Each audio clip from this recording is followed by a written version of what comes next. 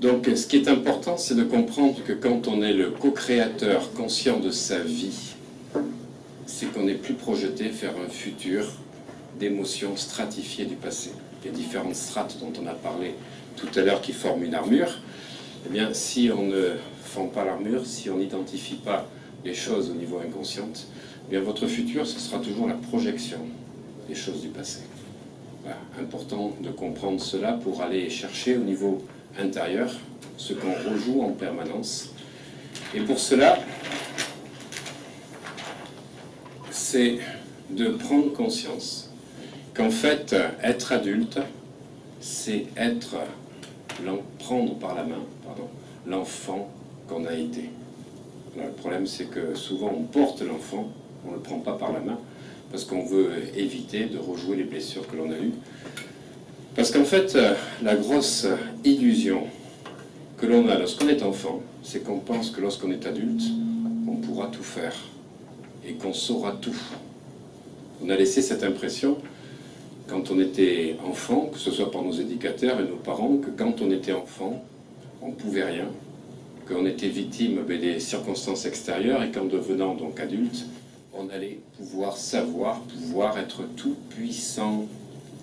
Mais, arrivé aux portes de l'âge adulte, les enfants découvrent une grosse supercherie, une illusion qui s'écroule, c'est qu'on ne sait toujours rien. On ne sait toujours pas comment faire les choses et on a toujours peur. C'est pire, c'est que les peurs qu'on a quand on est adulte, elles sont plus fortes que lorsqu'on était enfant.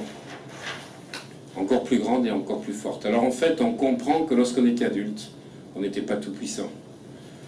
On rêve enfant de pouvoir réaliser des rêves, et puis on s'aperçoit qu'on n'y arrive pas. Et à 40 ans, à 50 ans, deux âges importants, on prend conscience de la distance qu'il y a eu entre ce qu'on imaginait à un moment donné, dans lequel on a continué à vivre dans nos rêves, et s'apercevoir que la vie d'adulte qu'on a ne correspond pas aux rêves qu'on a eus. Voilà, donc on s'aperçoit surtout, quand on a 30-40 ans, mais qu'en fait, il y a plein d'adultes qui font semblant d'être adultes, ils sont restés des enfants qui jouent à l'être adulte, et puis qu'il y a d'autres personnes qui en fait sont totalement dépendants de leur enfant intérieur, c'est-à-dire qu'ils continuent à vivre en eux l'enfant qu'ils ont été, qu'ils furent, qu'ils demeurent. Voilà, donc c'est l'enfant intérieur.